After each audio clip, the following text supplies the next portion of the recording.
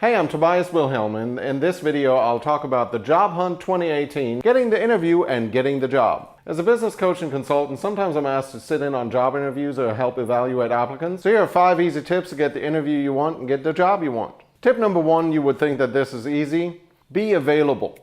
You can't get a job if you don't answer the phone. I've seen a lot of job applications fall by the wayside because it was either a wrong phone number disconnected, email address misspelled. That's really sad. Like, you put in the effort already, let's make sure it can pay off. And if you have a message, respond. Check your voicemail. And speaking of voicemail, make sure your voicemail is at least somewhat professional. Like, one time I called an applicant, literally his voicemail was a song about wait, I can't say that. How about something that rhymes? Hanging hitches? Digging ditches? Anyways, if you have something inappropriate as your email address, make a new one.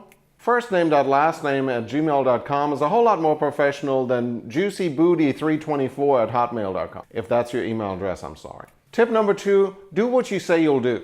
First of all, if you tell me you're going to put in a job application, do it. I have a lot of people that ask me, hey Tobias, I'm looking for a job. Do you know somebody who's hiring? Blah, blah, blah. And I give them a website address. They're like, oh, I'm going to apply right now. And then a week later I run into them and they're like, do you know of anybody hiring? And I'm like, hello, you didn't put a job app in. People can't hire you if you don't apply. It's like minimal effort. But if you're called in for a job interview, show up. If people call you in for a shadow shift or a test shift, be on time. And by the way, they're supposed to pay you for those. And if you're wondering why employers do test and shadow shifts, I've personally seen a bartender last 10 minutes. She thought she was going to be juggling bottles, not cut lemons. So some people will have you come in for a shift, pay you for the training just to make sure you actually like the job. Makes sense to me. Tip number 3, be honest about drug testing. What I mean by that is it actually costs the employer to have you drug tested, and if you know ahead of time you're going to fail, why do it? When you apply, the job description says there's a drug test required. Tip number 5, and that was supposed to be tip number 4. Be familiar with the company you're applying to.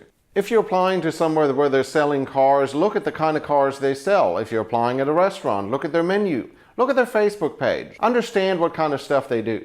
It goes a long way to be familiar with who you're applying for, and by the way, being familiar with the job you're applying for.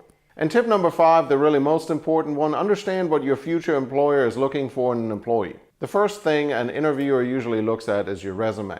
If there's ginormous holes between job or jobs that you only had for a very short time, there will be questions. You were backpacking through Nepal. You're independently wealthy.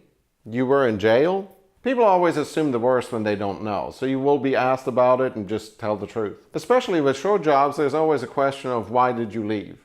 Red flags there include I was disrespected, I had a disagreement with management, they didn't know how to run their company. Without major explanation, that might make you sound like a pain in the rear. Like it or not, a lot of employers will look at your social media. Inappropriate remarks on Facebook, drug use, trash talking former employers, derogatory stuff, partying till 4 when you're supposed to be up at 6. Haha, I screwed my employer. And I'm not saying you have to pull everything off of Facebook, but if you have stuff on there you don't want your future employer to know about, lock it down and make it private. And then the interview, of course, number 1, make eye contact.